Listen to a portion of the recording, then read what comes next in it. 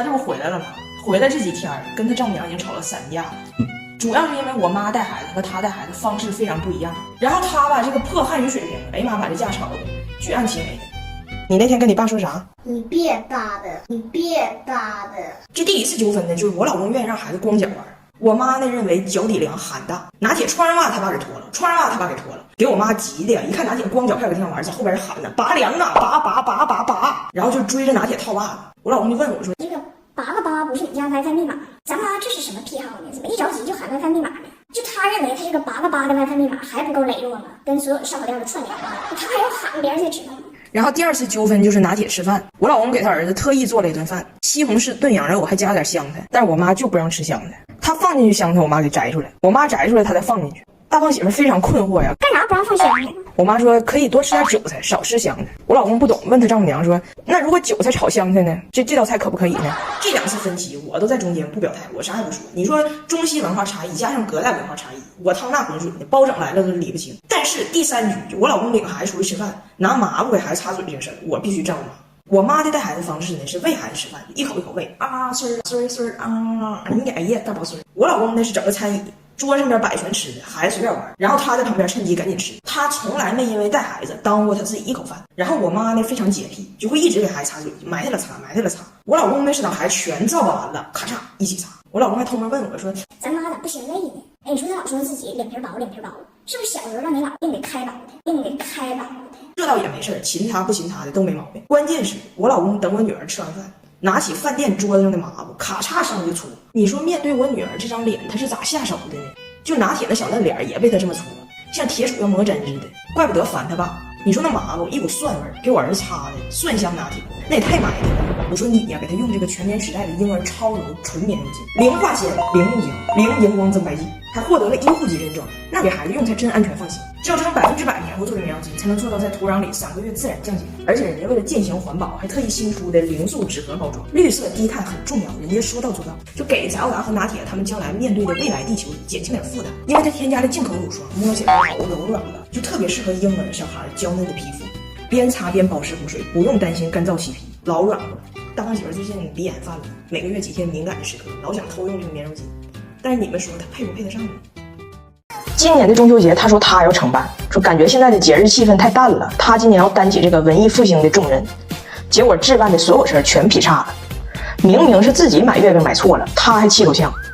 你们有没有过这种现象？就当你对一个语言不是很熟悉的时候，就特别容易把2个完全不相关的词儿记串台。他就经常这样。曾经有一次我在伦敦让他去买豆瓣酱嘛，他也不懂豆瓣，也不懂酱，就只能硬记，就豆瓣酱。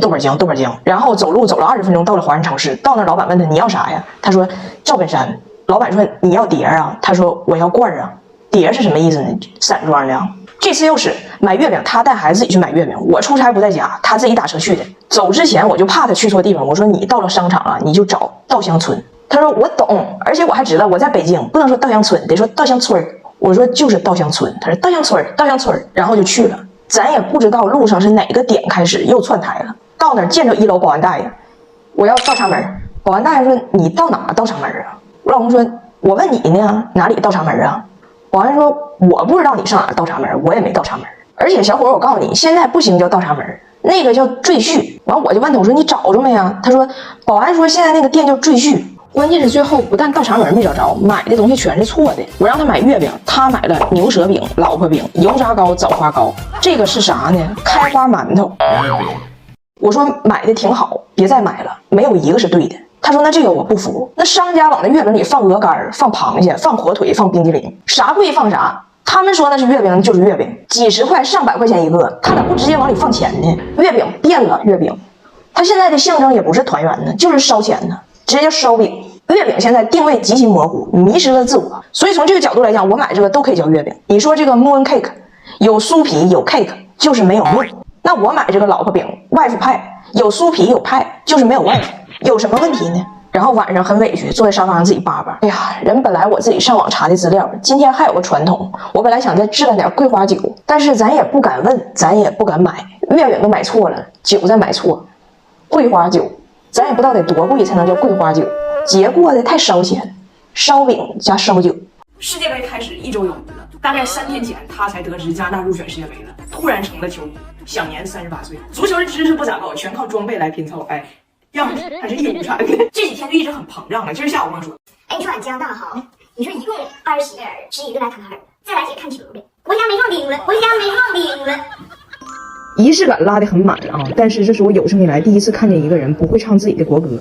他说他国歌改歌词了。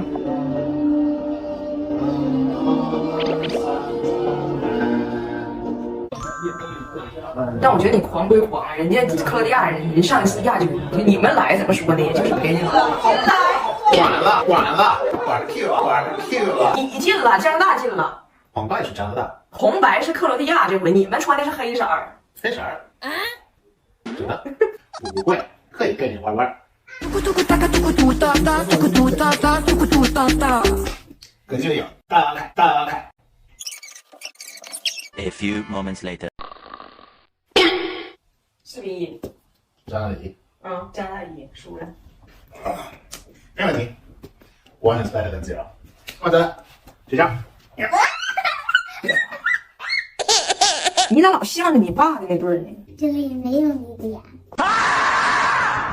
哎，你们永远不要低估一个胖子的颜值。你看他现在肯定是不行的。有人说嘛，有一种虾系男友，去头可食。他是海螺系男友，想食他得先宰肚子，食他需掐头再去尾。但实话实说，他以前的颜值咱说，嘿我够用还带拐弯。以前呢也是招蜂引蝶，就刚才骑马照片那个岁月，女朋友不断，而且净招姐姐，人走的是纯欲风，就好生惹人怜爱的那种感觉。但都是咋黄的呢？就都是让我婆婆给要走的嘛。就我婆婆老管人女生要钱，她一带女朋友回家，人女生喝口奶，我婆婆管人要钱；人女生吃个披萨，我婆婆管人要钱。后来有一个差点成了，咋回事呢？那女生厌食症外加强迫症，来了一顿擦地消毒，就是不吃饭。哎呦，我婆婆好生喜爱呀。这个好这段写了可以留下，将来还不会在短视频里说我。等后来遇着我的时候呢，就颜值已经开始就力不从心了。我就发现他的头发呢越来越少，我就有点担心。他说没事儿，这肯定就是我发量的下限了，不会再掉了。因为啥呢？头发这玩意儿它是基因遗传。你看我爸是头发有点稀，但是没事儿，他不是我亲爸。我亲爸的照片我看过，那头发长得跟胶分子似的，龇牙咧嘴的长的。放心，我随那个吧。我就信了嘛。若干年后的一天，我婆婆突然给我老公发张照片说，你亲爸消失这么多年，现在想重逢，发来了一张近照。我一看完了，BBQ 了，还不如他后爸呢。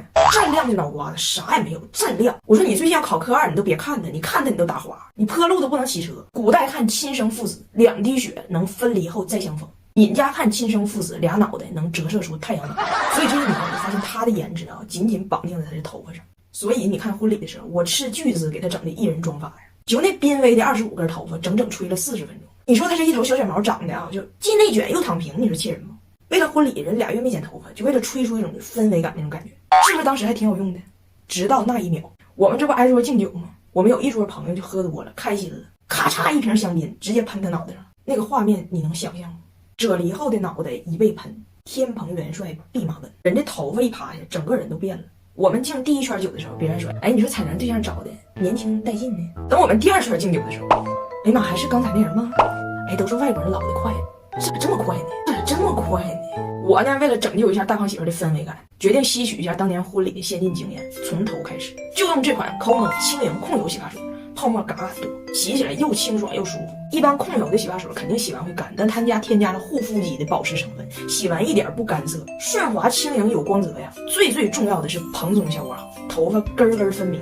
就他这种底子的，都把发量显得贼多，他都能洗成这样，你说这个 KONO 小 K 瓶是有多胖？我的海螺系男友直接从弼马温洗回了天蓬元帅，我觉得他后爸也可以整一个。